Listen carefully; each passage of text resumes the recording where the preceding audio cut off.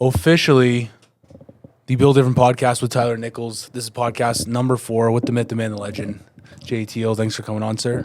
Thank you very much for having me here, man. Okay, so we are gonna do something a little bit different today. Okay, Yep. we're gonna have Jay interview myself. Yeah, I'm pretty excited. Exactly. So we're gonna flip the switch here today. Normally, Ty is in the driver's seat, and we're gonna put him in the passenger seat today. Let's do it. So let's do this. All right, Ty, can you tell us a little bit about yourself? Yeah. So my name is Tyler Nichols. I'm 24 years old as of right now. London boy from the get-go, born and raised, born in Victoria Hospital, stayed in Byron pretty much my whole life. So I was always in that end of the city. Yeah. Went to the Army at 16, joined the Army from high school, fucking finished the high school while I was in the Army as well. Good. Left. Let's just back up for a second. You're Okay, getting ahead. it. You're getting Let's ahead. do You're it. getting ahead of what I want to hear. I want to know a little bit about. Let's start before high school. Okay. Let's start with the boy to a man. Let's start with your family. Okay. How was life with your family? Like your siblings, your mom, your dad. How was that growing up Good. in your home? Good. Let's hear about your childhood and growing up and before the Army days. Okay, so yeah, I have 3 siblings. Okay, my parents were together right up until I was 13 years old. Okay, so I was born and raised in the earliest years of my childhood with 2 parents in the home, thank God. And yeah, shit was really good, honestly. I loved my brothers. We'd always play around. Relationship between the siblings and my parents was always very good. I was in a very fortunate position. I had a really good mother who took care of us. She actually started a daycare to take care of us because she wanted to be in our lives. Oh wow. So, and then my dad was just a strong man, strong stud, man. He was out grinding for as long as I can remember. See him once, twice a week, and he'd be out working in the trenches, providing for the family. So you said, did your parents split up at some point? My parents or- split up Oh. when I was 13, so that would have been 2012. So how did that affect you? Like, did that affect you in a mental way? Like, did that, was it better for the family? Well, let me tell you something. When we all got together at the dining room table, I'll never forget that, because in 2009, I believe, we went to Disneyland as a family, big family thing, right? Okay. So, wait, you know what I just realized? It was actually 2014 because I was 13 years old. Sorry. 2014 is when my parents split up. Okay, and So so everything was good at that time? or 100%. Was there, did you see things happening? No, Okay, no, so your I- parents kind of held it from you and then. Okay, yeah, so okay. so we actually thought we were going to Disneyland again when the news got broke. Oh, So we were fucked up for sure, I right? bet, I Because we were all jacked up. We thought we were going to Disneyland again. So we're all like talking as kids, right? We're like, fucking right. tricked you. Yeah, we're going to fucking see Mickey Mouse again, my guy, And then we go down to the kitchen table, and yeah, the news gets dropped, and it was shit. It was shitty. You were the oldest of 3 siblings, you said? Yes, I am. And so, how did you deal with that? And did it have any effects on your younger siblings? Oh, at for all? sure. Yeah? For sure, yeah. I would say, I mean, my personal belief looking at it right now is it was better for our family.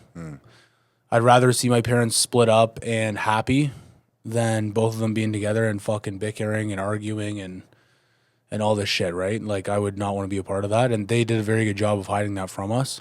I specifically don't have any memories of any major fighting or any major anything, really. Some people sometimes, I know, like in relationships and whatnot, some people just, fall out of love. They still love each other, but I mean, they're not in love with each other, right? For sure. So 13 comes, your parents split, the news hits the family. And what happens to Tyler after that? After 13, where does Tyler's direction head in life after that?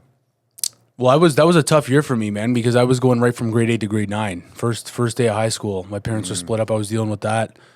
They dropped the news in, I believe, April or May. Okay, so I had the whole summer to prepare to go into grade 9. My parents were split up. It's kind of a fucked up situation where I bet. obviously my dad, you know what I mean, was not in the house, but then my parents made it work so that we could see both parents. So it was kind of flip-flopping back and forth where my dad would be in the house, my mom would go and sleep with a friend or sleep with her mom, my grandma, and my dad would go out to his dad's house right at that time. So, I mean, I guess for me, I don't really have any memories of like that. Like that to me wasn't really like a turning point in my life where maybe if I was someone different, that would be something that you know what I mean, it's a turning point. I use that as a fuel. That to me is not really my fuel. Right. That's just something that happened, you know? Yeah. So, Well, I knew you on a personal level as well, outside of course, our, business relationship and whatnot. But sure. I do know that relationships to you are kind of on the back burner with your career and where you're going and how you want to be as a man and your dedication and passion towards your work and being successful. So we hit 13. Doesn't really affect you much. Not You're really. still grinding, still pushing through as a boy. And then, so what happens through high school? You into any sports? Did you do any extracurricular things? Yeah, so I played football in high school. Okay. Completely fried my knee in grade 10. So that's when I was fully fried my knee, destroyed my knee. So I didn't play grade 11 and then I didn't play grade 12 because I was in the Army. So what did you do in your spare time then? If you didn't play sports or competitive anything? Like, I was in the Army. Oh, you went to the Army. And what age was that? I was 16 when I got sworn in. Wow. That must have been an experience, eh? Fantastic. How was that when you got there? Were you nervous as shit or what? Oh, for sure. Hey? For sure. Well, because you go in there, right? And you don't know really fucking any of the rules. You haven't been to basic. You barely know, you know what I mean, ranks of the Army, how it works, how it operates, how it functions, right? And you're standing in front of this big motherfucker who's probably been fucking blown up in Afghanistan more times than you can count. Yeah, no shit. You know, and you're walking up there and he's got this big fucking stick. And you're like, holy shit, here we go, right? You put your hand on the Bible, swear in. Wow. So yeah, that must have been crazy for you. It was fucking crazy, yeah. Okay. So during that time, give us one good story from that, which over the 3 years. So you were in there from 16 to 19. Yep. Yeah. Yeah. Is there anything in there that kind of stands out that you remember? Whether it's funny, tragic, sad. Did you miss your family at all? Let me ask that. Did you like? Did you No. have any? You didn't. Wow. No, I know my mom's watching this and she's gonna be Fuck, like, you're emotionless, what the eh? fuck, you know? What the fuck? But at the same time, though, no, honestly, I didn't, dude. I was super fucking pumped to just go and start my fucking life. Honestly, Good for you. I was super pumped. It was an opportunity that I knew not many people were willing to do. And you know what? I'll tell you something. One of the turning points for me in the Army. This is one thing that I do remember, and I was in DP1. Okay. DP1, what is that? That's your trade training, right? So I was a combat engineer. Oh, okay. So that's my first course, Okay. right? For my trade, for my MOS number. Okay, right. So I'm in DP1, right? And it's like this first week, and you're just getting the piss beaten out of you every day, right? Physically, mentally, Physically, everything? mentally, everything. You're Just sleeping pushing to your limits. Oh, for sure. Wow. You're sleeping 3-4 hours a night. You know what I mean? You're literally working 20 hours a day. They expect you to study like fucking debt calculations, how to blow shit up. And when you're dealing with explosives, that shit really matters. Wow. You know? So you got to fucking remember a lot of shit. And then on top of that, you're getting fucked up physically, mentally, right? So that first week was tough, okay? But one thing that I remember, honestly, and this is speaking from the heart, is I remember going to bed on like the 6th or 7th night. And I'm like, what the fuck did I get myself into here? Yeah, no shit. You know, and that at that point, I had a choice. I had a path to go down, right? It was like, hey, I'm going to either get the fuck out of here or I'm just going to suck it the fuck up and push through. Yeah. And at that point, I made the decision that I was fucking never going to quit anything ever again in my life. And The fact that I even had the thought makes me cringe today. But that's true. that's crazy. So you never ever got like, was there ever a point you remember like saying, fuck, man, I don't know if I can do this. I don't know if I can handle this. Like, have you ever had that doubt in yourself that you couldn't make it through? No. After that moment, I didn't give a fuck what was going to come. I just knew I was going to fucking kill it. Attaboy, good. Like at that point, I was bulletproof in the mind. I was like, hey, I'm fucking impenetrable. No one's going to fuck with me. Wow. you know? That's crazy, man. Being away from your family. So 3 years. at that time, I would have been 17 when I was there. Wow. So what time did you? When were you like discharged, or when did you complete? So I left when I was 19 years old, okay? And that was from 31 CER, 31st Combat Engineer Regiment in St. Thomas there. And that is when I left. Yeah, so it's a whole process, man. You think it's hard to get in. All the guys that have been in know that. But to get out, it's fucking 10 times longer. Okay, so obviously I've been working with you for some time now, and I know today what type of person you are. You're absolutely obsessed with your work. You're dedicated to that. Your mind is like, it's unbreakable, really. I've done things with you, cold plunges, training with you. You seem to just get right into everything that you're involved in with all your heart and passion. And it's something I admire about you.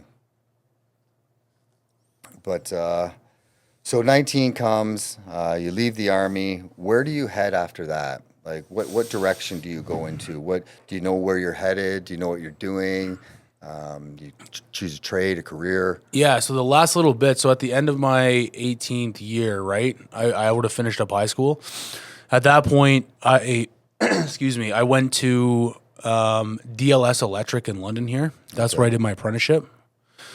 Okay, so from there, I was working there and in the Army as well, right? Because when you're in the reserve, after you're done your training, to be honest with you, you really only have one choice, and that's to go regular force, which is full time, Right. or you stick in reserve. And there's a lot of good reserve guys out there too, man, who just, you know what I mean, go to their full time job, but are also in the reserve units, right? And that's where I stood. So when I got out, I was in the reserve unit, and I was doing my apprenticeship. I was able to do my apprenticeship, thank God, you know what I mean, through the back end of that experience as well. So I went to, like I said, DLS Electric here, and I did my apprenticeship from 18 to 22. Or sorry, 21. I would have been the last year, my 21st. So you're grinding away. You finish the Army. You decide that you're going to get into electrical. What was the turning point where you decided to, what inspired you to say, hey, you know, I'm done with the electrical, or maybe this isn't for me. What was the turning point where you decided, you know what, I think there's more out there for me? Do you remember a certain time or when you were doing your electrical, and what age was that? Can you kind of remember that, how you got into the construction end of it, like broadened your? Yeah, so I mean, I always knew, like, right, like, even from a young age, man, like 14, 15, 16, I knew that I was going to be a fucking animal. I just had a feeling. I just knew it. And when I came into high school, just to go backwards a little bit, I was super overweight. I mean, you've seen photos of me, right? Yes, I did, yeah. So that was kind of the tip of the iceberg of what mental toughness brings at the table to a human being. And it's pretty amazing, man, because when I went into grade 9, I was not in good shape at all. No, right? I see some of the photos. And by the time I was in grade 11, I was in good enough shape to do 10K runs, 20K runs, 15K rucks, you know what I mean? 150, 200 push-ups in a row, 100 sit-ups in a row, right? And so I wasn't as big as I am now, but the mental part of it was there. I bet. You know? So then I always knew, and that gave me a lot of confidence, right? And I really do feel like you have to build the utmost amount of confidence, you have to have the resume to prove why you should have this confidence. You have to be able to prove why there should be a chip on your shoulder. You know what I mean? Like, what does your resume actually look like? Because there's a lot of people out here, me and you both know this, that they got a big-ass chip on their shoulder. But at the same time, it's like, for what? Like, why do you have this chip on your shoulder? You don't got anything to prove for it. Yeah, right. So going through the Army, actually, I guess starting with the weight loss, doing the whole weight loss journey, crazy, right? That gave me a lot of shit to be proud of, like, of myself with. So when you were overweight as a kid, you know, you come out of the Army, were you in shape when you came out of the Army? Like, Best fucking shape I've ever been. Really? In terms of calisthenics, yeah. best fucking So shape in I've high ever school, been. did anybody bother you or pick on you? Like, did you have No. friends? Did you isolate yourself in high school as well? Were you kind of a solo guy? Like, No. after football, You know, you had friends. Not really. Oh yeah. Yeah? Yeah. Like I would say I could probably fuck with anybody, man. Like I was basically a chameleon. Yeah. I could get my way into any group, talk to anybody. You know what I mean? Obviously I had my solid core group of buddies who, you know what I mean, I'd stuck with all the way through since public school even. Do you have some of them buddies still in your life? Yeah, there's one right beside us right now. Oh yeah. Yeah. Yeah, There's still a couple of them standing, you know? Yeah. Yeah. A lot of people fucking, you know, during high school, you know the transitions from public school, you lose all those, maybe one or two stick, everyone spreads to high school, then you get to high school, and then when high school comes, you gain new friends and new buddies, and then, you know, university or your career goes, or you for army, and then you have a whole different set of groups, right? And then that's over, and then now you're fucking into adult, and you have other friends. Is there any certain people that had an influence on your life through that, all the way through your life? Like, you're a fucking grinder, man. And I like, was there anybody else with your mindset that you remember as you going through high school and through the army and to get to where you are now? Is there any certain people that influenced you? I'm gonna say yeah, there was, but it was through podcasts. And when did that start? COVID. During COVID? Yeah. So, okay, so let's back up a little bit, because there's a little bit of time in between there that I'd like to, you know, you go through your electrical apprenticeship, you decide you're getting into construction. Did you just put on tools? Where it all started was actually COVID. COVID did a lot of good shit for me near the end, especially. So 2020 to 2022-ish? Yeah. Yeah? Yeah. Okay. Right? Because I guess 2020 for me, like 2021, 2022, pretty good years. 2020, when everyone was panicking, like that was a fucking write-off, man. Like I was playing Warzone, eating fucking McDonald's every night, like just doing dumb shit, right? Smoking weed. Did you keep your shape? Oh, weed, eh? Did you keep your shape? Like, did you stay? Oh, fuck yeah, dude, for sure. Yeah, I was in great shape. Even though your diet was shit, you still. Oh, for sure. Yeah, I would still work out. Yeah. Oh, yeah. Because that was at the time where like you had to stay up till fucking midnight and book your time slot for the next fucking day at Good Life. Oh, so I was grinding. You know. That's it. I would set my alarm. Oh fuck yeah! I would set my alarm for fucking 11:58, and I'd be on the app ready to fucking go. Of course you did. That's why you are the way you are now, right? Exactly. So, yeah, I mean, after like 2021, 2022 for me were fucking super critical for me, because that was when I really started to learn about success, learn about what success is, learn about what masculinity is truly, learn about what it even is to be a man. Like, what does that even mean?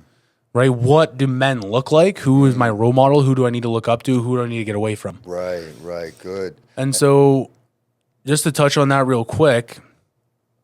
So, you know, obviously I've introduced you to Andy Frisella, but that dude. Love him, man. And I thank you for that, by the way. Absolutely. Because it's like, for me, that dude's phenomenal.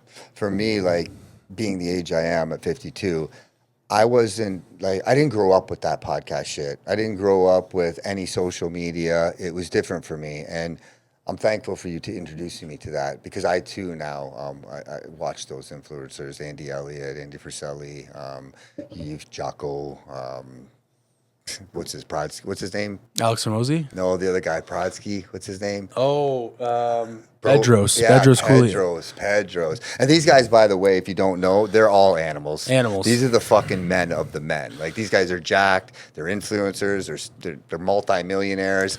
So you get into podcasts. So you're by yourself. You're through COVID. You just start watching podcasts. Dude, I just started watching podcasts, and my second oldest brother. So I'm the oldest out of them, but I guess my first youngest brother is a better way to say it. Okay. You can attest to this, but I was trying everything and anything to escape the matrix. That's when I really realized, like, that was a super eye-opening moment for me of like, holy fuck. Like, if I don't move, if I don't start to fucking do something with my life, dude, I'm going to blink and I'm going to be fucking 50. So you didn't want to be one of the sheep, No. eh? You know, I was tripping out, man, because I was like, holy shit. I'm like, I finally opened my eyes. Felt like I was a newborn fucking baby. Yeah, no you know? shit. So I'm starting to listen to all these guys, right? And you are who you hang around, right? And when all you hang around is fucking these guys, because maybe I can't talk back to them, but they're talking to me. fucking 18 hours a day. I always got him in my ear. Oh, fuck, dude, I've seen. You know? So when you're I mean, for layman's terms, raised, right, by these guys in your ear who are constantly talking to you, saying, hey, this is what being a man is. This is what fucking masculinity is. You want to win, you got to do this. You got to do this. You got to do that. You can't bitch. You can't cry. It's going to be tough, right? You're going to have to work every fucking day for the next 10 years. Yeah. Right? And when you constantly listen to that, you have no choice. You either, you know what I mean? You either fall to your standards, you know what I mean? Or you raise to your dreams. Like you start chasing those fucking things. Yeah, no you shit. know? Raising the bar, eh? It's like I've watched a few of those, actually lots of them since I've met you. Well, started working for you. Not since I met you. I've known you for 3 years. We met at the gym. We right? did. So I remember you were like maybe 190 pounds, 200 pounds, in good shape, reasonably good shape, you know. And now you're a beast, you know. And I see that driving you, and it's something that you should be very proud of. Extremely. Appreciate that. You have a really big influence on a lot of people. But yeah, these influencers out there these days, I think more kids need to start listening to them. I've recently started watching them, and you're, bringing that to me. But is there any certain guy or any certain quote that you could, share with us that really got to you and said, "Holy fuck, man! Like this guy's got something here. This guy's a stud." I would honestly say number one quote, and I said this to you earlier, that I love. It's in my Instagram bio. That's how much I love this thing, right? And it's, a vision without action is just a hallucination. Okay? You said that to me many and times. that is something that has to be ingrained into every single person's brain who decides to be something other than average, because that is so true. You can dream, you can think about it, you can write it down, you can do all this shit. And I believe that a lot of this stuff works. I believe in manifestation, right? I believe in the grace of God blessing people, okay? But at the same time, the way that I look at it is God's going to do his part, but he's respecting you enough to do yours. You got to do what is humanly possible, and God will take care of the rest, right? So if you're not putting in the work, God's going to see that. And he's going to be like, damn, this guy doesn't really want this. Yeah, no shit. You got to put in the work. Yeah, I feel that. I really do. work. And I feel also like once you sacrifice and put yourself, like, just give up, give yourself to God, I think. And, we'll touch down a little bit of religion a little bit here, but once you give yourself to God and you put everything into him, and he really does miracles for you, You're a fine example of God's child. You've come so far. You're very successful at a very young age.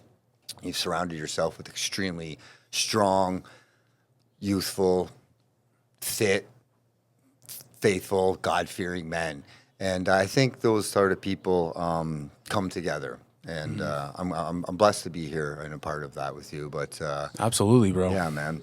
So you said you wanted to get out of the matrix. You start watching podcasts. You're getting influenced by these fucking beasts of men. They're all in shape. They all got their finances in order. And some of them didn't hit till later on, like in life, from what I've watched, right?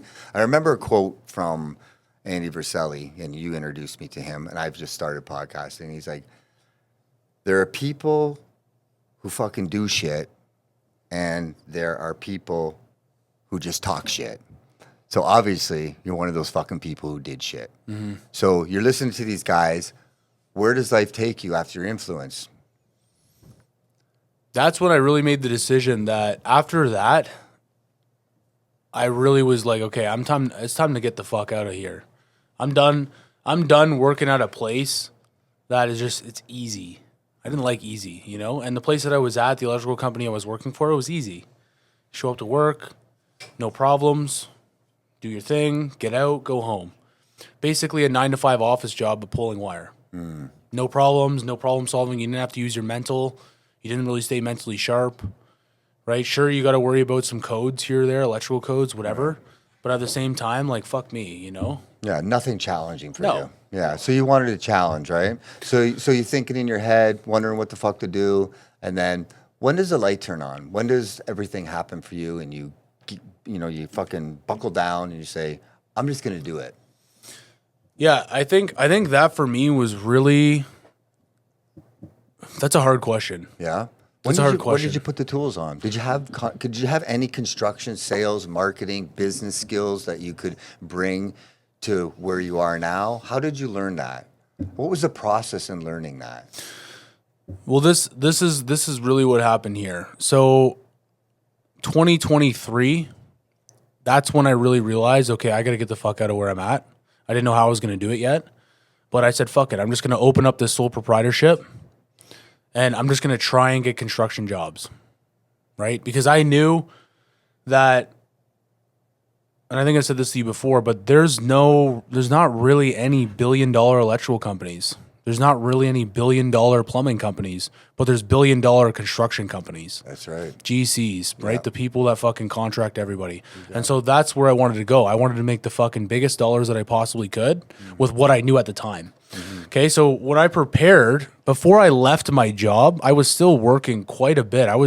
So at this point, I was feeling pretty fucking bulletproof because what I was doing was I started to get pretty busy pretty quickly with this construction stuff because it was just reaching out, family and friends. What's going on, blah, blah, blah. And at the same time, while I get this thing started up, I'm doing 75 hard. I'm working 45 to 50 hours a week for my electrical company.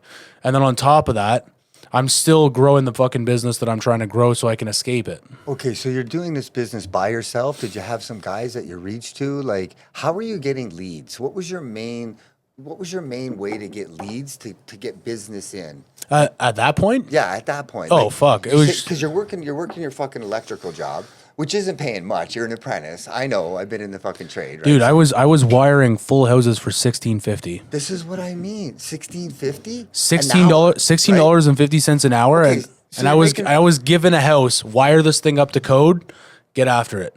So you're making $600 a week. I'm making peanuts. Exactly. So you turn peanuts into profit, and then you decide, okay, fuck, I'm gonna step out and do this. So you're grinding out every day, 40 hours a week doing this. You're fucking trying to start a construction company. Do you have any guys with you? Is it just you alone, a lone soldier? Or? So I started it up by my fucking self, right? But then obviously I was very blessed to have some fucking animals around me, right? Good. Like I had a lot of close buddies. Any guys that I wanted to call on from my work, like DLS, most of the guys were down to work, right? I had my buddy Paul, who's sitting here, Zach, my brother, right? Yeah. These guys were all guys from the beginning that were just hopping in to get shit done. Yeah. So that was, it was fucking awesome. Sorry. I was just gonna say, and Kobe was a huge help. Was he? He was. Oh, of course. Kobe's a stud. Yeah, Kobe was a stud, man. He helped me out a lot. Yeah. So it's the 4 years. You're trying to grow this business. You're still working. Where did your finances come from? Like, what was your first big job, and where did your finances come from to start? Like, what can you say to people if they had $1,000 in their pocket? What could you say to them? What would be the best advice for them to start a business or an entrepreneurship, to take the risk? You know, you don't have much money, obviously, at this point. No. You know, you're still working the electrical job. You got 4 buddies helping you out, and then, you know, where did that, like, how did you fund yourself to get there? Where was your money in source coming from at that time, other than the electrical? Were you just saving money? I was basically just saving money. I was the type of guy that, and I knew this from the beginning, and I was very fortunate to have listened to all the podcasts, listened to all the influence, get some guidance, right, in terms of business. And a lot of them said, just reinvest in your business. Don't fucking spend anything that you have to. If you don't have to spend it, don't spend it. Because a lot of guys at my age, right, when you see, because I'm fucking 21 at this time, right? Right. So I'm 21 years old, seeing $10,000, $20,000, $30,000 checks. Most 21-year-olds are fucking very irresponsible with money. Exactly. As soon as they get 10 grand, they're spending fucking It's gone. 12. They're spending 12. They're spending money they don't got. So you're sitting there, you're eating fucking peanut butter sandwiches, bologna, fried bologna, and you're putting all the money back in.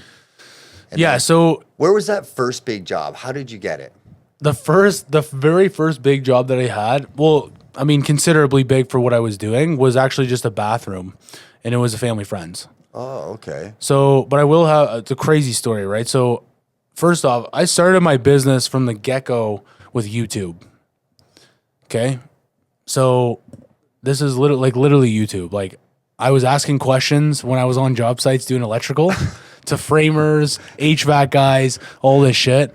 And because, dude, all I knew was my electrical shit, right? I was a combat engineer in the Army, so that taught me a little bit about how to build shit, certain things, but not enough to go out and do some GC stuff. Right? So I found out very quickly how to use subs, because you walk into a bathroom that you say you got, and it's your first time cutting a piece of tile. It takes you 20 minutes to cut fucking one little piece. You got some fucking customer watching over, and you're nervous as fuck, sweating. Exactly, right? So, but yeah, it was actually a family friend who was the first bathroom. Dave, you know Dave, right? Wow, good. So well, thank you, Dave. Man. Exactly, Here we right? are. Yeah, 100%. God bless Dave. Exactly. God bless Dave. Yeah, exactly. So, but yeah, that was how I started. But biggest turning point in my business, and I have to tell everybody to go out and do the same thing, is find somebody that has already been doing what you're doing and go ask them how they did it. Knowledge. Knowledge is the most powerful thing, especially in your 20s, in your early 20s, late 20s. If you're 20 or 30 years old, actually, you know what? Fuck it. If you're any age, knowledge is the most powerful thing on planet Earth. Hey, man, I'm still learning today. Exactly. I'm 52 years old, and I've learned more shit since I've been around you in the social media aspect of it. Like, obviously, because I'm stuck in the old school ways. But yeah, man, I think social media and YouTube is a very powerful tool. And because let's be honest, man, there's not a lot of 21-year-olds of what you were at that time doing that. No. There wasn't a lot of guys doing that. No. Right. So so you get the job from Dave, and you're pushing through, and then you're getting jobs. What was your main source of marketing? What did you use for tools? When did you realize, hey, shit, this could possibly work? So from basically January 2023 to September 2023, I was fucking bootstrapping shit. Heavy. Oh, yeah? I was throwing numbers at the wall, seeing what would stick, getting as many jobs as I could. At that time, my main lead source was honestly just fucking Facebook, DMing people, right? I was always hustling. Even though I didn't know what to do, I was still trying to make an effort. I knew leads weren't just going to fall into my lap, right? I was still texting people that I knew, hey, do you know anybody that's looking for a reno? Can I bid on it? Blah, blah, blah, right? But one of the biggest turning points was when I joined Trade Launch. That was the biggest turning point for my company, bar none. Okay, so that's when you were like, holy shit, we got something. Well, that's the first time that I was like, holy fuck, like there's actually a way to do this. Okay, so can you explain for those that don't know what is exactly Trade Launch? So Trade Launch is basically a course, right, designed by a guy named Justin Geo, who's actually been on the pod last week. Amazing dude. Right? Super fucking smart. He designed Trade Launch to basically implement the systems into other people's businesses so that they didn't have to spend the time figuring it out on their own. So did you know Justin personally, or did you go to him? Did you see him on YouTube? How did you find Justin? I found Justin because we actually live in the same city, funny enough. We're both in London, Ontario. Okay, so I saw him pop up a couple times. I've seen his ads here and there. So the one day, I'm like, fuck it, dude. I'm just going to message this fucking guy, Like, why not? Like, what is it going to hurt, you know? I probably was fired right up just coming off of an Andy Frisella podcast. So I was jacked up. And I'm like, fuck it. I'm just going to message this guy. What's the worst thing that could happen? I message him, right?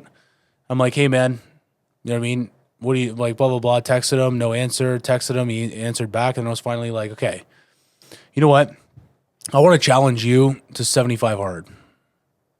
Okay, right there. Tell everybody what 75 hard is. Okay, 75 hard is a challenge. It's fucking sick. Tell them. Okay, it's a mental toughness challenge. A lot of people think it's a physical challenge. It's not. It's a mental toughness challenge. It's more mental than physical for sure. Okay, so what 75 hard is it's 75 days of the following. Indoor workout, 45 minutes. Outdoor workout, 45 minutes. A gallon of water a day. Read 10 pages of a book. 1 progress picture. Stick to a diet. No cheat meals or alcohol. You decided this, or Justin told you to do this? I decided this. You challenged him to this? Bro, I don't think, like, the mindset that I had at this point was impenetrable. So wait. You challenged Justin to this, or Fucking no? right. And did you even know the guy? No. That's fucking classic. Dude, you What don't did he say understand. to that? How did he react Well, to that? he was like, He must be like, what the fuck? Who is this guy? well, no, real respect's real. Like he knew what fucking 75 hard was, and he was like, dude, if I got a DM from a fucking random dude right now saying, yo, I want an hour of your time if I challenge you to 75 hard, I'm taking that all day long. That's crazy. 100%. Wow. So, I ended up winning the challenge. I beat him in 75 hard. Okay. Okay. So we hop on a call. Right now that I'm a little bit more experienced in the field of life, I knew I just set up my own closing call. I knew he was going to close me on his course. Okay. Right. Funny enough. You guys become partners at this time? No. Oh no. No. You're you're still talking. I literally just talking to him. So he sells me the course. I'm in trade launch as a student. Oh, okay. Oh, okay. So you're learning from him as a student. Okay. So I'm learning from him as a student. So he was a big important part of all of this taking Absolutely. off. Okay. Absolutely. All right, good. Yeah, he did me fucking very well. Okay, so you're a student of trade launch. Yep. And you approach him. So is that how you got into trade launch? You said, let's do the 75 hard. He said, okay. Then you got into it, right? So I literally spent, like, I'll never forget this moment to the day I die. I literally spent basically my last dollar on this course. Really? Basically. Can we talk about those dollars? 100%, for sure, yeah. We're just going to open it up. Yeah, we're going to open it up for sure. I want to know how much, what people had to do, what they have to spend in order to get that sort of lead or bite. Okay. So at the time, I believe it was 8K USD. Wow. Okay. So you're investing in yourself. Correct. And you knew that Justin was successful, or you knew that he could help you be successful? I just seen him on Instagram. I was hoping he could. You didn't even know who the fuck he was? No. And you're like, here's 8K USD. I'm going to put this money into you, and please teach me. That's what good sales guys do. Okay. So were you influenced by what he brought to you through the trade launch as his student? Is that why you kind of grew towards him? I would say, yeah. I would say the shit that he posts, right, just about business success, right, and all the books that he's read. I was like, hey, I'm into this guy. I like this dude, right? Not like course aside, I like this guy. Yeah, this guy's a real dude. So that's kind of what it pulled me to him, and then he just happened to have something to sell. Cool. Yeah, I've thank you very much for introducing me to him. Oh, totally, totally. He's given me a couple books to read personally. Since I've met him through you, and I didn't even know who he was, and he is a cool dude. He's a G. Yeah, he's the fucking owner, CEO, leader, captain of the ship of 519 Painting here in London. I know he has a couple other ventures, trade launch. He's a hustler. He has a lot of side hustles. He's an animal. So you meet Justin, you give him the 8K US, you're a student, and then how do you guys partner up? He sold you trade launch. So he sold me trade launch as a student. As a student, okay. Right, I'm a student. Yeah. And I just want everyone to know, because a lot of people have never felt this before in their life, but I had less than $100 in my bank account. That's what I wanted to get at. Less than $100 in my bank account. Okay. Wow. In my business bank account. Right. So you're shitting bricks. You're down to your last 100, and you're hoping that this guy's just gonna fucking rock like 1,000x you like quick. Oh, dude, I would have done anything. Like, I was at the point, like, I don't think people understand. Let me just talk about my frame of mind at this point real quick, okay? So I was doing 75 hard, okay? If anyone who's listening done 75 hard, Never done that's it. a motherfucker, Never all right? done it. So I'm doing 75 hard. I'm working 45 to 50 hours a week as a full-time electrician, as well as nights and weekends on my own shit. So do you think I was fucking scared of a little extra work? Yeah, no shit. I was fucking working 20 hours a day for fucking a year and a half. You know, I wasn't fucking scared about a little bit more work. So I knew I would kill anybody. I felt bulletproof. I felt like you could shoot me and I would fucking just keep walking. Yeah. That's how good I felt.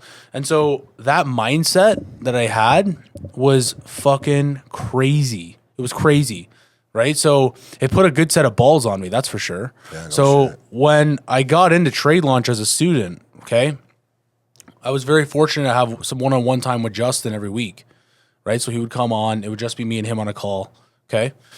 And at that point, it was fucking crazy, bro, because he was telling me to do a whole bunch of crazy shit. I was like, knock on doors. Are you fucking serious? What the fuck is this? You know, I paid fucking $8,000 for you to tell me to go hit a door, knock on a door. So yeah, you pay him $8,000. He says, start knocking on doors, kid. Yeah, like almost, right? There's like a proper intake and everything. Right, he understands where I'm coming from, what I am, who I am, what I'm doing. Okay. And then he tells me, hey man, you gotta go knock on doors to get some leads here. And I'm like, fuck, all right. So I get off the call with him at fucking 4 p.m., 4:30. There's my ass on fucking Griffith Street knocking doors. You know, like I was just that type of dude. Dude, I was willing to do anything to win, anything that it took. I was willing to do it. Yeah, that comes from the Army. So you're knocking on doors. Justin tells you to do this, and what are you trying to sell them at the doors? Are you trying to sell them trade launch? Are you trying to sell them in your construction business? I'm trying to sell them fucking a bathroom or something. Okay. Bathroom, kitchen, basement. All right. You know, and that's where it started. And I really do want to go back to that first, because I know the first house. Yeah, let's hear that. I know the first house. My heart beating out of my chest. Literally beating out of my chest. I've never knocked on a door in my life, you know? So it's beating out of my fucking chest. So I knock on this door. I can't fully remember, but I don't even think I said anything. I think I was just standing there fucking speechless, you know? And I was like, hey, sorry, you know? but I fucking knock on this door, right? And I want to go back and I want to buy that door from that lady and hang it up somewhere. Yeah, that's a great idea. Because that's where it all started right there. Really. And then right after that first one, you're like, all right, let's just get into it. Let's get comfortable. And I just started knocking doors myself, man. And did they just start coming? Calls? Yeah, fucking right, dude. You just got to get out there, flyers, right? At that point, too, right after the call, I didn't have any flyers, didn't have any shirts. I just went out in a fucking black T-shirt, and I was just knocking fucking doors. And was Powerhouse Construction, is that when you realized Powerhouse Construction, or did you already have that name? I already had Powerhouse Construction. I actually created that name. I created that name like before I even started anything. I called it Powerhouse. All right. It is a powerhouse. Well, that's what I mean. And I knew I wanted to be something different because there's so many fucking generic names, you know? Like, it's like Oakwood Renovations or fucking whatever. Joe's Home Building Services. Exactly, right? Where it's like you see like Powerhouse Construction, you're like, damn. Yeah. All right.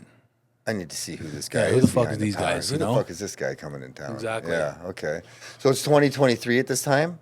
It is 2023 at this time. Yeah, so this would be September, October, that time, 2023. And you're still a student of Trade Launch? Oh, fuck yeah, dude. So you're still a student, you're grinding it out, you're trying to get money, you're going door to door. How successful was door to door for you? Extremely. Yeah? Extremely. Were you doing it yourself, or was your crew, your Paul, your brother, like were they helping along the way as well? Or no, not door to door. So I built my sales team pretty quickly. Okay. My whole goal with door to door was like, now I fucking love door to door. I think it's fucking awesome, right? It's gangster. But I just wanted to learn it so fucking quickly so that I could teach somebody else to do it so I didn't have to do it. Right. So I just went out every single night, 4 hours a night minimum, fucking grinding. You know, that was just what I did. And then once I can't even remember who I hired first, to be honest with you. But who was your first salesman? My first estimator was Connor. Oh. My first estimator. But I'm trying to remember who the fuck the first fucking guy who hit doors with me was. I can't remember. But was it Jack? Was it Jack? Oh, yeah. So Jack's your youngest brother, right? No. This is Jack Andrews. Different guy. Okay. So you think door to door is what, is a very successful marketing key? Well, I mean, I sold almost fucking like $1 million by myself. On door to door? Oh, yeah. Okay. Beautiful. Yeah, in 6 months. Wow. So would you think door to door is probably the number one asset to sales and marketing to get leads? Yeah. Yeah. I would say for anyone starting out, at least, it's free. Why the fuck would you not do it? Like, people don't realize, like, you got to trade either your money or time for anything cool in life. Anything worth doing in life is going to require either money or time or both. And if you don't have any money, I hopefully have a lot of time. Because if you don't have a lot of money and you don't have a lot of time, something's got to fucking give. Yeah. Or you're going to be stuck there for the rest of your life. You know, like, if you're not rich as fuck, you better willing to put every single second that you have into something. Yeah. And if you're not willing to, then don't fucking expect to change. Yeah. You know what I mean? Stay the same then. That's cool. So you're doing door to door. You're pulling in $1 million in revenue, and in your first year, is your crew growing? Not fast enough. I was tripping. Yeah. Were you nervous? Like, was there more volume coming in than you could handle? And were you not like worried about not having enough tradesmen or men or sales Fuck, reps? 100%. Yeah? I was tripping balls. I'd never managed fucking projects in my life. I managed 2 guys at DLS. I was the leader of a house, and I would have 2 laborers with me or 2 younger apprentices, and we would go fucking wire shit. That was the only leadership that I had in construction at all. And were you doing all sorts of renovations, or just electrical at the time? Were you taking full bathrooms, doing full bathroom? Oh yeah, yeah. Like I didn't touch any electrical. Like I would do side jobs here and there, of course. But when I was like with Powerhouse Construction, we were doing full basements, full bathrooms, full kitchens, stuff like that. So Okay, so Justin sees your things are moving. He sees that you're up in the seven digits now, and where's Trade Launch at this time? Are you still a student at this time? Oh yeah, yeah. Okay. I was a student for a while. I was a student from September, and I'm still fucking a student, man. I want to make that very clear too. I'm still a student of that place. That place, you can learn something new every day. Right. Right. It's so powerful in there. The people that are in there, unbelievable, dude. There's people doing way fucking better than me in there now. Yeah, but there's Big people, dogs. and I know this, but so I'll ask it. But I already know this. So now you're mentoring people on Trade Launch. Yep. Right? So how did that happen? Because I know you take 2 days a week and you're teaching other people out there to do exactly what Justin taught you. Yep. So that's bringing in revenue for you too now, right? At this time. But back then, when did you start making money from Trade Launch, and how did that happen? Did Justin approach you? Did you approach him? Excuse me. Well, so I always wanted to mentor people. That's just been a fucking thing of mine since the beginning. For anybody that's known me longer than, 2 years, I've always said I want to make millionaires. I don't know how I was going to do it. I didn't really know how I was going to do it, but I want to make 10 millionaires in my life. Over the course of my lifetime, I want to at least have made at least 10 millionaires. I think that's fucking awesome. Okay, pick me. There you go. Pick him and me, please. Exactly. You know what I'm saying? So that's where I was kind of like, you know what? I want to do something, right? And that time I was getting a lot closer to Justin, right? Because I was like, at that point, fuck me, dude. I was the poster boy for Trade Launch. I was that guy. Yeah. I was the top dog of that pool. So he was benchmarking you, saying, "Hey, this is what this guy's doing." Exactly. Now he's up in the fucking million. He's at $1 Exactly. million. Well, because dude, I was different. I was just different, man. I was the different. dog. You're built different, bro. 100%, right? But I was a dog. I was a dog. I didn't give a fuck what it took. I didn't give a fuck what I had to do. I was just going to do it. Like, because I wanted to be successful more than I wanted anything else in my life.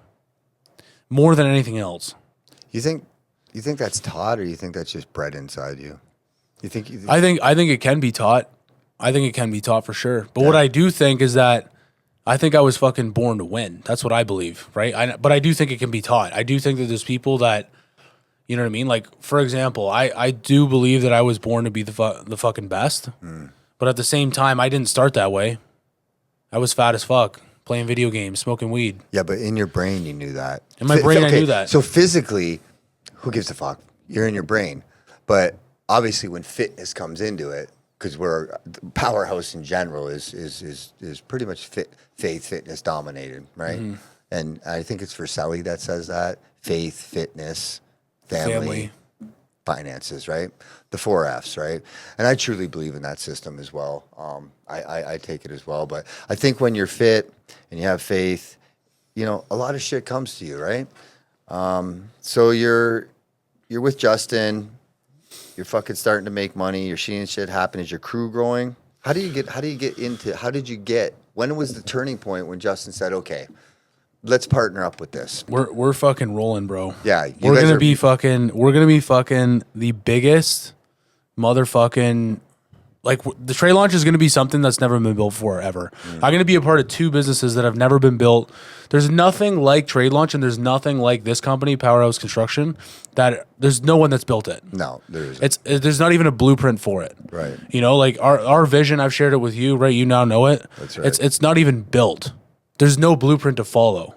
Oh. There's people that maybe have made a blueprint for step 1, or maybe people that have made a blueprint for, you know what I mean, step 1C.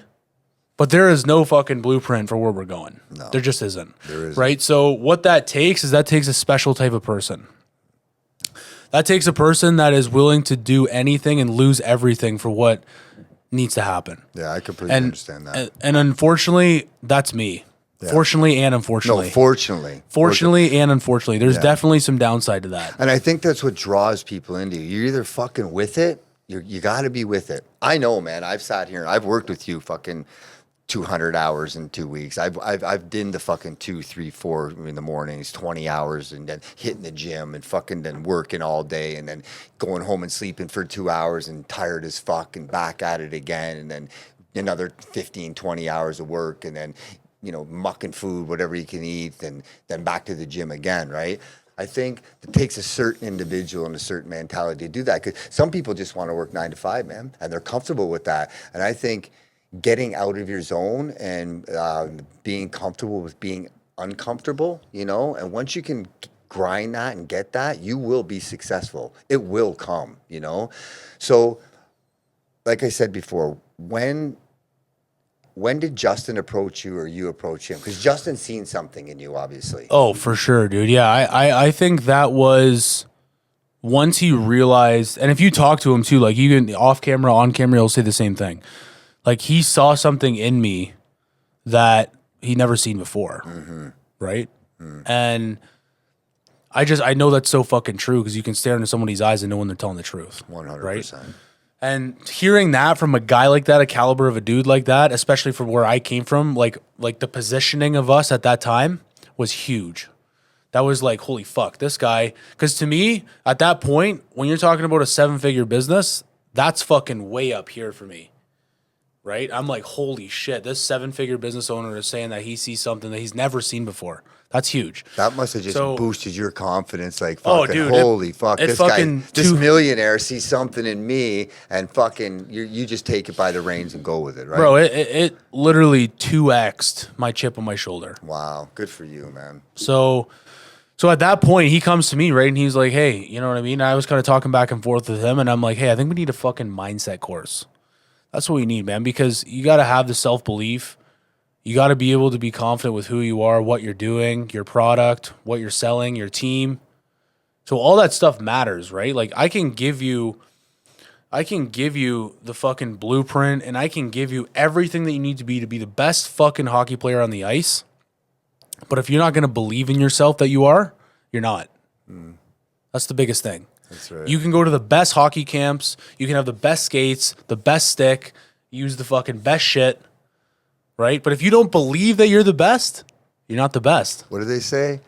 Hard work will outbeat talent and skill every fucking time. Every time. The grinder always wins. 100%. They'll never fucking lose. No. When you don't give up, you will win. Skill will be fucking squashed. Because if you don't have the drive and the passion and the want to be fucking the greatest, you just won't.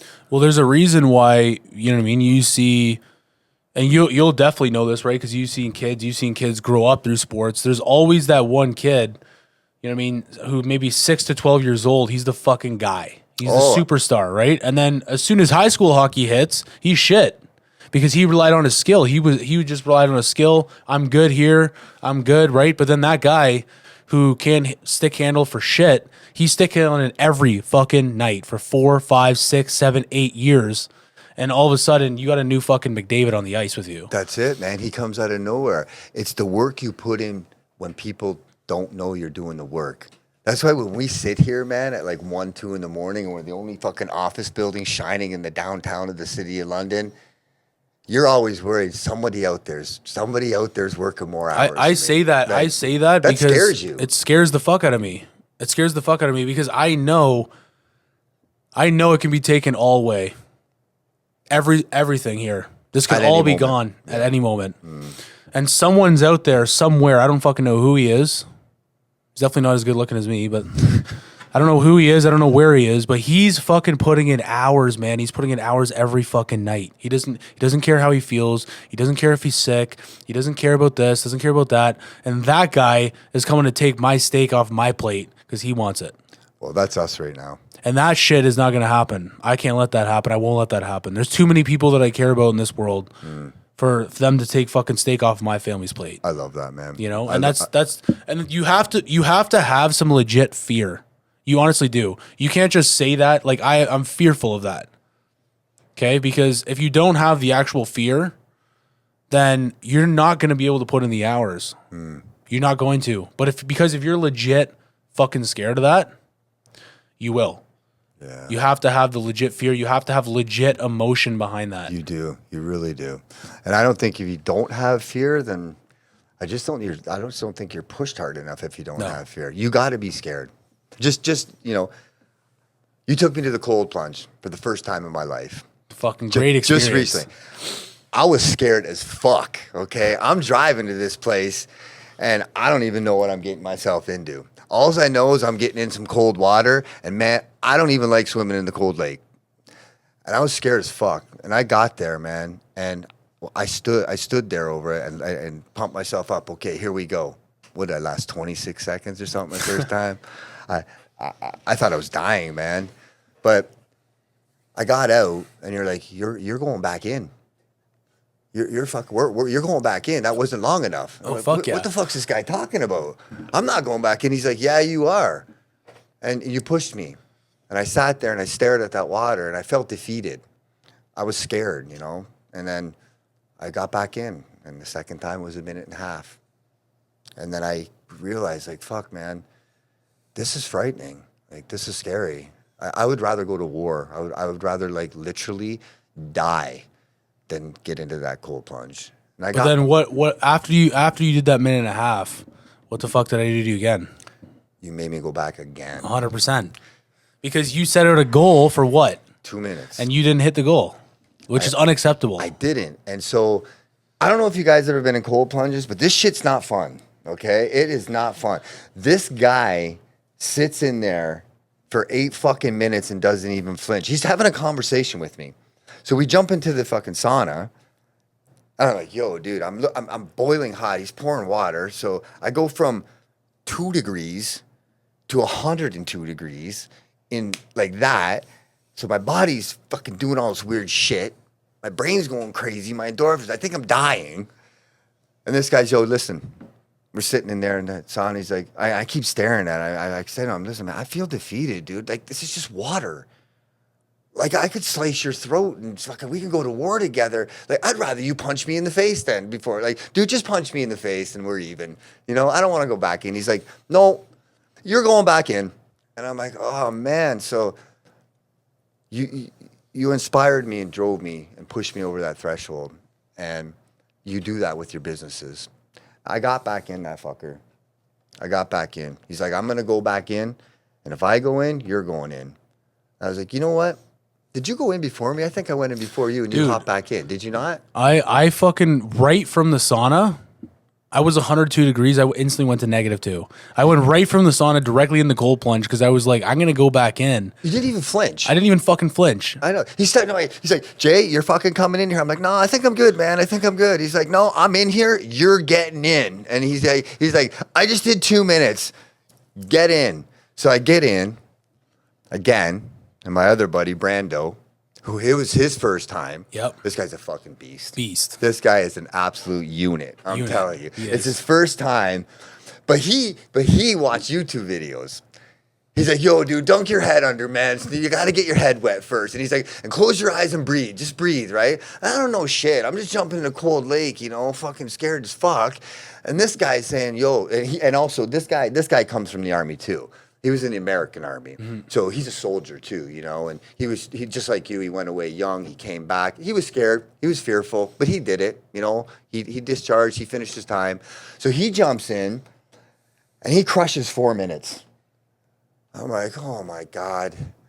My boys, my fucking homies, these fucking war vets. We're out here. I'm getting back in. I'm like, fuck this, man. I can't have these two guys doing this. And we're going to war together. I'm gonna do this. This is just all mental. And they prep me, you know. So I jump back in. And this time I close my eyes.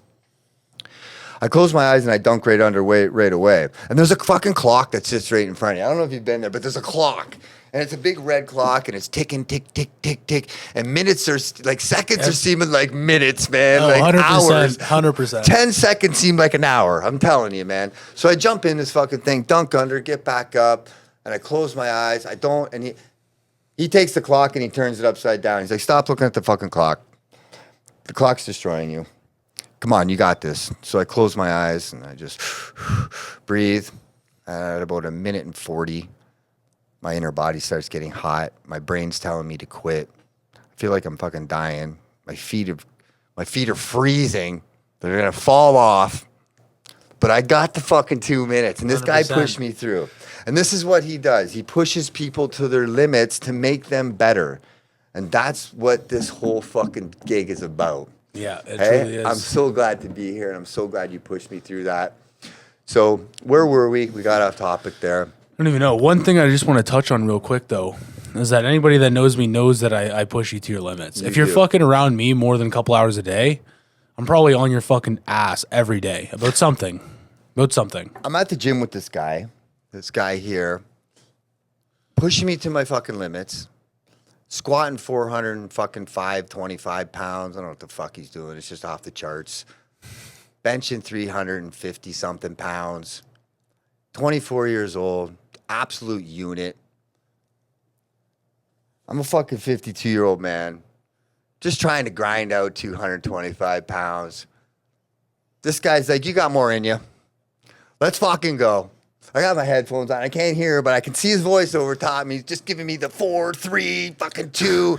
I'm dying. Anyone that's worked out with me knows that for sure, right? I'm fucking dying, like literally, seriously. I'm like, oh my God. I'm like, I get it up. The next day, I'm dead. I come into work. I'm running at about fucking 1.4 minutes of sleep. Like, and I come in, oh my God, dude.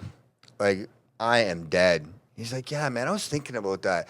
I know you're older and stuff like that. I really should stop pushing you so hard. I got to remember that. And I'm like, you know what? Fuck that, man. We did it today again, you know? So you're pushing me along, and that's just your mentality, bro. Making people better. And that's the thing, too, where people don't sometimes realize it. And to be fair, I probably wouldn't realize it either if I hadn't gone through the journey that I went through. But when you push somebody to their limits, it's such an important limit to find. Okay? Your mental limit, your pain tolerance mentally is one of the most important limits to find because that will tell you how much money you're going to make, how successful you're going to be, how much fame you can handle. Okay? Because your mental pain tolerance, right? There's literally a direct correlation between someone's pain tolerance and their financial stability. Typically, people with higher pain tolerances, right, are more well off. And the reason for that is because it's very simple. The more problems you can solve, the more money you pretty much make. The more problems you solve, the more money you make. It's very straightforward. I think the more you're in control of yourself and your emotions and your mind, I think that drives your success, you know? And you've really helped me out with that a lot as well. But I guess circling back to Mindset Monday. yes. How I started Mindset Monday here. Your education and your mindset and your drive and your passion, people see something in you, so they're willing to pay for that services. And I can tell you right now, if you're willing to work for free, and I have. I've worked with Tyler for free, for no money. I'm like, dude, don't pay me, man. Because he's put me in positions where I've learned something valuable from him, you know? And what you teach people for their mind and their success and their entrepreneurship and sales. Anyway, is more valuable than any money. Because once you have information, if you can get free information from the Justins, the Amars, the Jacksons, the Tylers, you know, when you see 4 fucking studs that are making, let's just say investing into their mind and how to be successful. I would sit with those 4 men in a room and pick and ask them questions to better my mind. I don't care if you put a fucking $1 million in a fucking briefcase. I would rather better myself, build myself, So you've invested money in yourself, right? A lot of money. You have, but it shows in your success, right? So back to the question. How's Trade Launch doing now for you? Oh, fantastic. Yeah. Fantastic. Yeah. I coach, I guess I'll start off. I coach Mindset Monday, right? And I also coach the door-to-door call. Yeah. Okay. So we run a little bit of a 2-step system, you could say, right? So we have a low ticket, $297 a year, right? Or sorry, $297 a month. These are US dollars, correct? Yeah. $297 a month. Okay, and then we also have a high ticket, right? Well, that will go for 10K USD, $297 a month, something like that, right? Right. Great value. Great value, right? Extreme. And people don't fucking realize too, like, it should be priced way higher than that. Oh, for it should sure. be priced like you could easily sell that thing for $50K. Yeah, this is priceless. This is priceless information. And you got to remember too, like once it's in your head, you can't take it out. No one can take that away from you. You know what I mean? And that's what Trade Launch does, is it gives you the confidence to know that you can go to zero and do it again. And that is an important thing. It is. Right? And no course that I've ever been in my entire life, no course that I've had the privilege to teach for, right, has ever shown me that, ever. Right? And when you have the confidence in yourself to know that you can go to zero right now, and in another year you'd be back on your feet fucking crushing again, that's a fucking different mentality. Yeah. Because at that point, you can start making decisions without fear, right? You're fearless. If you're not afraid to go to zero, you're not going to be afraid to step, right? The landmine's only scary when you don't know where the mines are. Yeah. Great point. You know what I mean? Yeah. Amazing. So you have to know that you can go back to zero and build it back. And if you're not confident in that, you are making decisions with a little bit of emotion. May not be a lot, but at the same time, for myself, I have a fully logical brain most of the time. And you can make decisions based off of logic. Yeah. Right? Versus if you're scared, if you're fearful, you don't know if you should put 10K a month into this. You don't want to trust a marketing agency to do your ads. You don't want to go hit door to door because it might cost you too much money. Right? If you're scared of that, if you're scared of the money part, dude, money is just a tool, bro. Yeah. It's nothing more than that. Money just gets you things. It's a currency, right? Time is a currency. It's the most valuable one. Money is a currency, right? Manpower is a currency. People are a currency, right? And once you start to view it like that, okay, well, you can always get more people and you can always fucking go get more money. Money's going to come to your account and leave your account every fucking day, right? But your time is something that you can't buy it. You can't buy that. That's right. So I would rather use up, right, my money than my time. You know what I mean? I do. And so I get that. that's where it becomes literally fucking priceless. And so when I teach the Mindset Monday, okay, that's something that I fucking love to do because I know how important it really is. Who are you teaching that to? Any contractor that wants to show up. So they pay for that service as well? Of course. Okay. So Mindset Monday, you got Mindset Monday, your side hustle, you got Trade Launch. They're bringing in revenues. When people subscribe to these, do they have access to anything they want at any time? When they open up Trade Launch, Trade Launch, it's obviously internet based, right? Yep. Yeah. Zoom calls weekly. Any time of the night or day, you're open to asking questions. You always have access to the course. Yeah. There's a course, obviously, where you can go through the material and the systems and all this. Yeah. There's the course you have access to whenever you want, right? Mindset Monday is a specific day and time, Monday night at 6 p.m., right? Door-to-door call is always Wednesday at 2:30, right? So those are specific times, and you can go on and show up for those Zoom calls, right, and get some good information. So what is the age group of people, basically? Does it range from any ages? Oh, fuck, like dude. old, young, Everyone. females, males, like Yep. everyone? Yep. Entrepreneurs, people starting up, people yeah. who are already successful. Yep. Yeah. We got a guy in Trade Launch who does 15 million a year in painting, Wow. which is huge. That's a lot. That's giant, especially it's painting, right? It's fucking painting, exactly. No shit. It's crazy. Fuck, you wouldn't think there's $15 million worth of paint jobs out there. I know. I think we need to do more painting. Especially per year. Hey? Per year. That's insane, man. That's fucked. That is. Good for him. Yeah, I know. He's crushing, man. Yeah, he is. So, and we got a lot of guys in all over the place, bro. Like, we got most of the guys on Mindset Monday, because I always know who's going to fucking really show up and who's going to really crush by who comes on Mindset Monday. If I see you on the door-to-door call, but I don't see you on Mindset Monday, I know how serious you are about getting shit done. Yeah. You know? So what's your, out of all the hustles you got going on, if I can call them, what's your baby? Powerhouse Construction, for sure. Of course, right? Of course. That's my child, man. That is my God-given gift that has brought me everything that I have today. All the people in my life is because of my work. All the opportunities I've had, the places I've gone, all because of my work.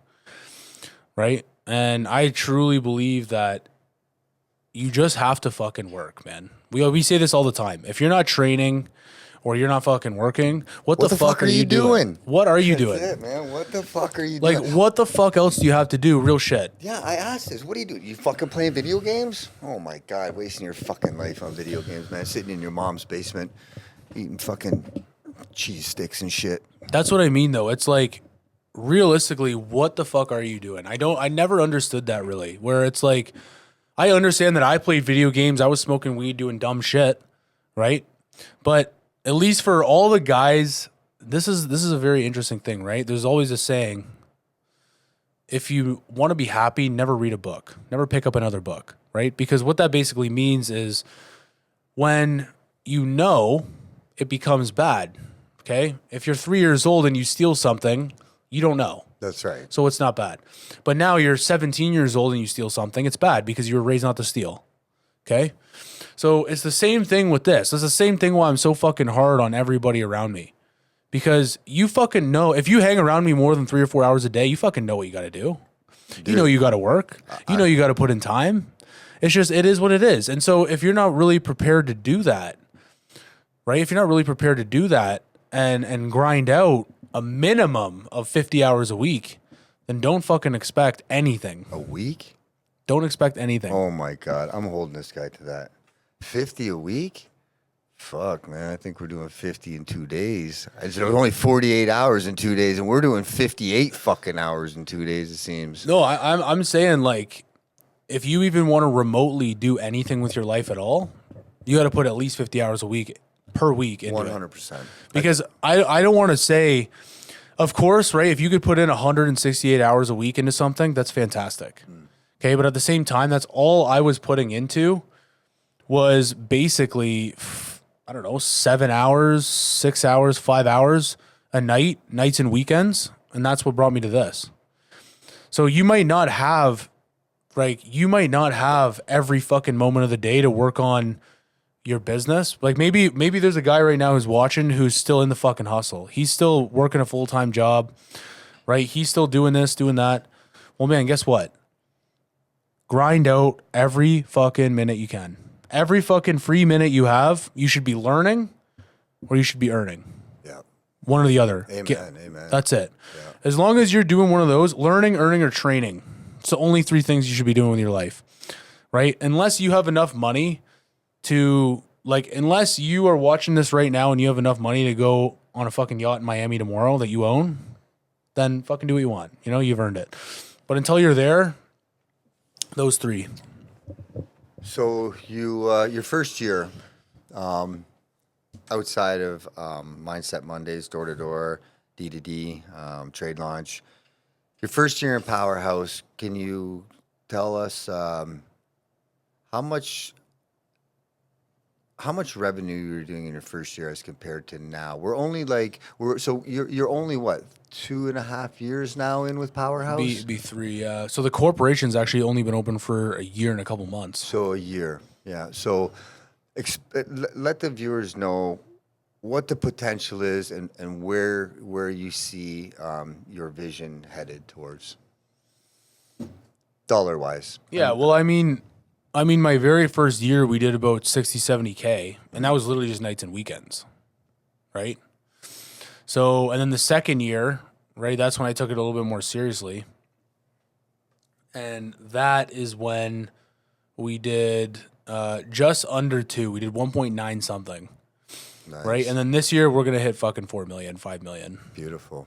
And so that's why you got to ride everybody, dude. That's how you get there, man. You can't let fucking weakness seep in, you know? No, what do they say? Pain is just weakness leaving your body, I guess. Exactly. Something like that. Like, we talk about this all the time, but, like, no one fucking gives a fuck, dude. If you're tired, hungry, sad, fucking fuck off, you know? Everyone's fucking all those three. It's just fucking excuses. Yeah. Excuses are reasons. Exactly. And like, it's for me, I'm like 52 years old and doing this shit with you, you know? Every fucking day. What's everyone's excuse? Like, why don't they want it? Why don't they do it? Like, why do 20-year-olds? Like he's just said, dude, if you're not working or training or eating, what are you fucking doing? Like, really, ask yourself that. If there's anybody out there right now that I could say this to, what are you doing with your time? If you're not working, if you're not training, if you're not trying to build yourself or watching fucking influencers to try to better your mind, your life, your health, your fitness, your family, your finances, what the fuck are you guys really doing?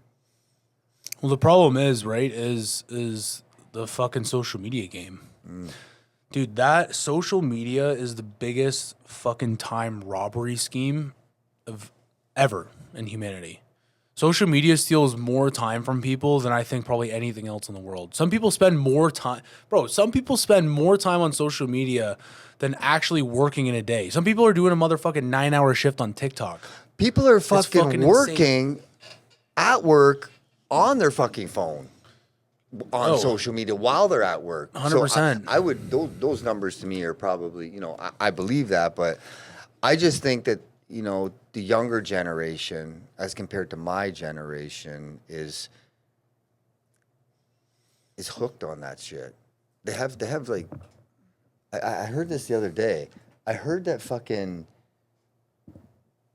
there's like crisis and addiction centers for social media. Like it's like an NA or an AA. Probably. There's addiction centers to help kids get away from the social media. I don't know personally. I mean, I was a douchebag on social media when I had it, to be honest with you. I was just fucking shirt off, fucking flexing, you know, look at me, I'm fucking ripped and shit. And then I was just getting sick and tired of the bullshit and wasting my time. Exactly. I haven't been on social media for, I think, a year now. I don't even have WhatsApp, and I know I need to get that for our client relations and stuff like that. But listen to this, right? I know that we hire a bunch of young people here, right? You know this. I do. And so There's nothing wrong with that. No. Age is just a number. Fresh minds are amazing. You know? I love working with the younger people, man. They're groovy. I'm fucking young myself, right? So I love working with that demographic. Okay, but the one fucking problem with younger people was that they're sometimes too malleable. Okay? Because if you're willing to come in here and listen to me inside of here, okay, well, you're probably going to go out and listen to somebody else somewhere else as well. So you got to make sure that you're filling the time with the right fucking people. Because I can preach everything that I need to preach in here, right? But if you go out and you're hanging with the wrong fucking crowd outside of work, right? Or you're still talking with those fucking people, bro, those people will fuck your day. They'll fuck your life. I was just going to say that. And you got to be very fucking careful who you keep in your life, who you keep close to you, who you even allow to know what you're doing. There's a lot of people who actually I don't want to tell them what I do or what I'm doing because it doesn't fucking matter to them. Okay? And so it's something, at least for me, that I try very, very hard is to make sure that the guys, right, and the girls that are with the company who are fucking here to crush, right, you're constantly around the right people. Because I know firsthand that you can get fucked really quickly. But it works. It's a double-edged sword. If you hang around the right people, you're gonna be fucking great. Young people are groomable too, right? You're a leader, right? Just by nature, you're a leader. You're a captain. You enjoy that, you know, and I see it here, and I'm part of it, and I'm glad to be a part of that. We do this thing on Mondays called the Murphy Challenge, and we bring the whole group together.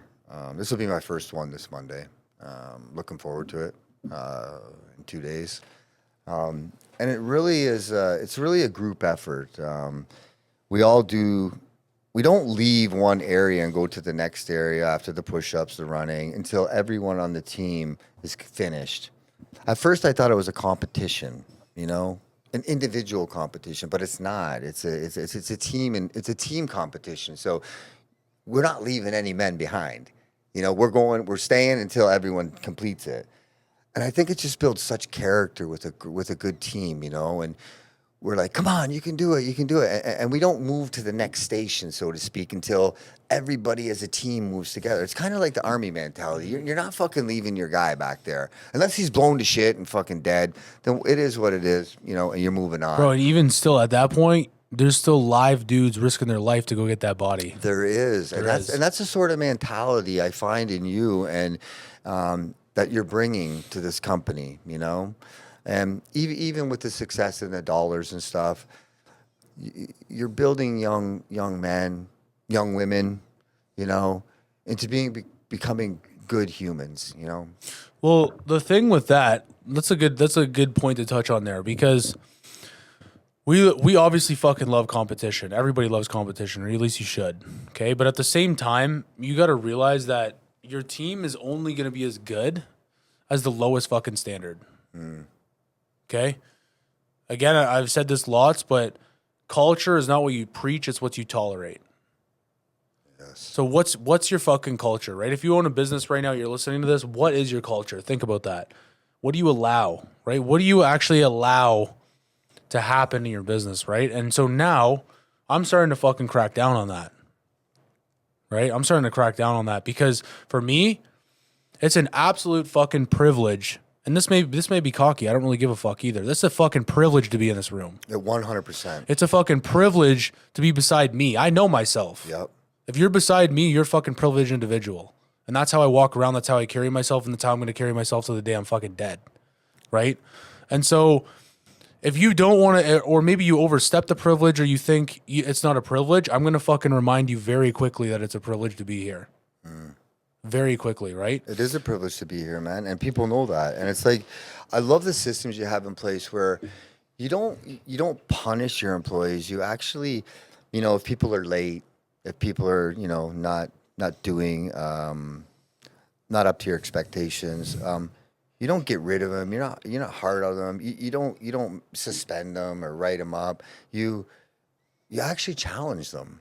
You challenge them to be better. You push them to be better. You have all the guys in the group and the females in the group pushing this one individual to be better. I like the system you have in place right now currently where if a person's late or you catch them on TikTok or any of the socials that are out there, that person gets to sit to the side and watch his whole fucking team either run or do push-ups and you're bettering the group, and the poor guy gets to sit on the couch and watch everybody. It must feel like a total ass making his buddies do this, you know?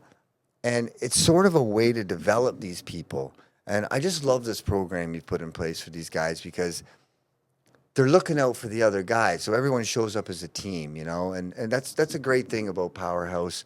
It's a real team environment, you know? There's no one individual that drives this company. And you know that, right? And you can touch base on that for anybody that's out there. I just don't think you can do it on your own. You can't. No. And there was a good point one of your guys had on a podcast the other day. It was like, they said that the CEO or the leader of the company, you know, the ops manager is his boss, which kind of sounds weird, right? And then underneath the ops, the project manager or the foremen are his boss. And then the guys that are the laborers, you know, out in the field, actually doing the production and doing the work are his boss. And then the door-to-door guys who you think are at the very, very bottom, You know, they're grinding out there like you did, making a 2% or on leads and hoping that hoping it closes or the estimator sells it. It's the guys at the bottom that are feeding the fucking whole family up top. And people out there don't understand that.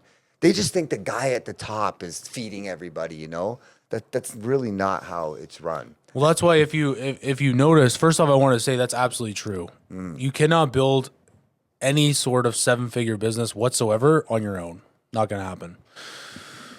But on the other hand, okay, you want to have a fucking killer group, right? Your leadership in your business is probably the most important thing that you could possibly have, because now your leaders in the business will hold the culture with you, right? Culture is then just contagious at that point, right? Some new guy comes in here, right away you're going to know if he fits the culture or not, because second that he comes into this office, right?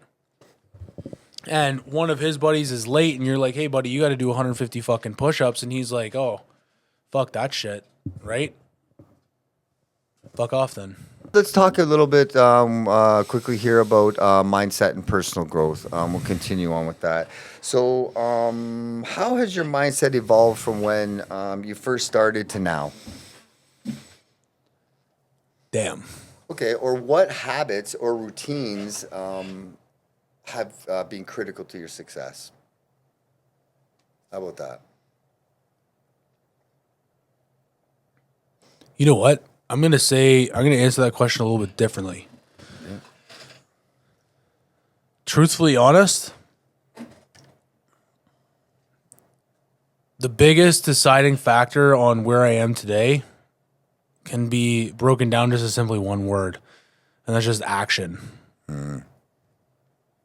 Because you can watch all the podcasts, you can watch all the fucking videos you want, the courses, talk to the people, but if you don't put action towards it, you're fucking done. Like, you're completely done. You got to be able to just be relentless with action. It's the only way you're going to win. Deeds, not words. True. Words are just words. You can say all the fuck you want. You can say anything. You can ear fuck anybody you want. But until you actually do it, it's just words. Absolutely. You know? So, hey, how do you stay motivated when things are slowing down, or, things are challenging for you? Like, how do you stay motivated when challenges arise or business is slow? I stay motivated because I've put 4 years of my personal life into this. I've lost a lot of time with a lot of special people in my life. And I'm not going to fucking quit after that. Yeah. Be truthfully honest, we lost our dad, my brothers and my sister and I, Yeah, right? God bless. I'm sorry to hear that. Yeah, I appreciate that. Yeah. But we lost my dad. That was one of the fucking hardest times that I had. But like the next day, I had to get shit done for work. Next day, I was fucking working, right? And so for me, the amount of times that I had to tell my dad in the last couple of years, I'm working, sorry, I can't do that. I'm working, I can't go there with you. I'm working, I can't go on that trip. He's watching me right now. 100%. You think he'd be fucking happy if I quit? Fuck no. So I use that as fuel.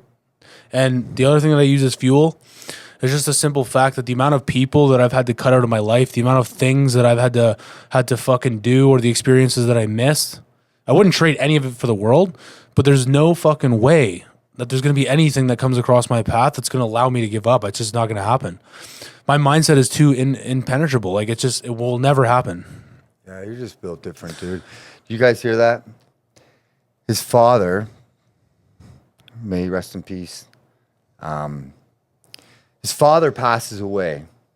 If there's anybody out there right fucking now, just listen to me. Your father passes away, and the very next fucking day, you're back to work. Bro, you want to hear something crazy? The day before he passed, Zach might actually remember this. The day before he passed, this is when I knew, this is a fucking very hard lesson that I had to learn the hard way, but this was one of the most important lessons I ever fucking learned in my life. The day before he passed, right? I can't even fucking talk to my dad anymore. He's basically gone at that point. Okay? So I'm watching my dad die in this fucking hospital bed.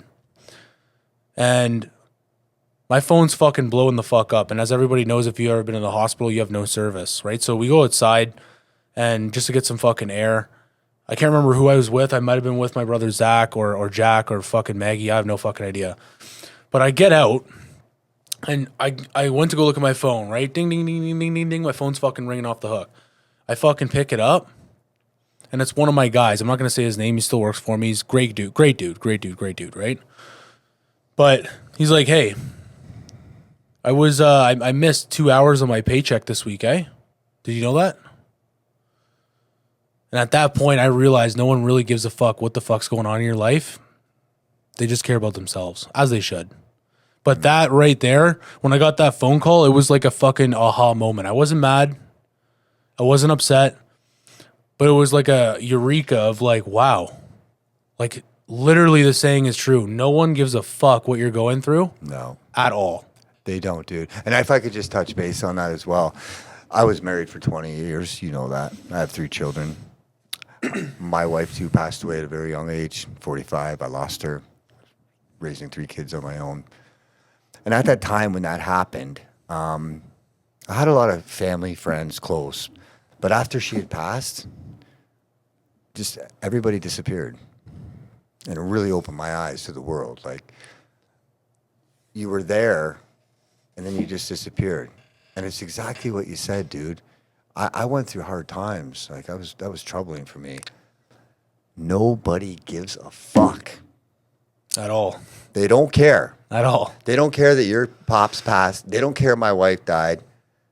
They want their 2 hours of fucking pay. For sure. That, dude, we're talking about fucking $50 maybe. Like, dude. Maybe. Do you not see the world, bro? Everyone's out for their own.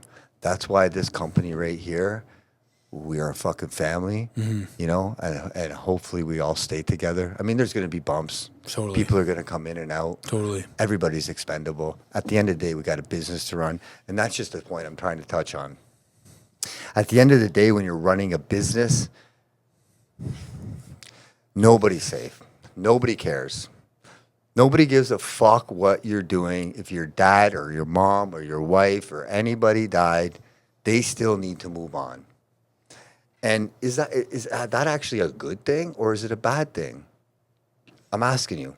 Tell me. Is it a good thing? So the employee who did that, was that what did you feel about that? How did that make you feel? Good or bad? Good for him or bad for him? I should probably go up to him and thank him because he taught me a good lesson young. Because at that point, I realized that was a huge realization for me. You know, everyone always says that, oh, no one gives a fuck what happens to you. No one cares, this and that.